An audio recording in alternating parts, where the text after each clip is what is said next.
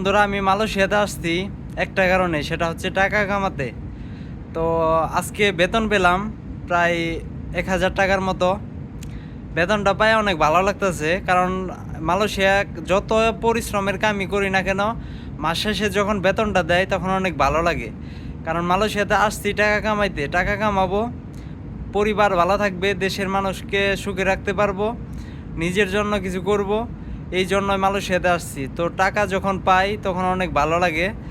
আপনারা সবাই দোয়া করবেন যাতে ভালোভাবে সুস্থভাবে কাজকাম করতে পারি, যাতে পরিবারের মুখে হাসি ফোটাতে পারি।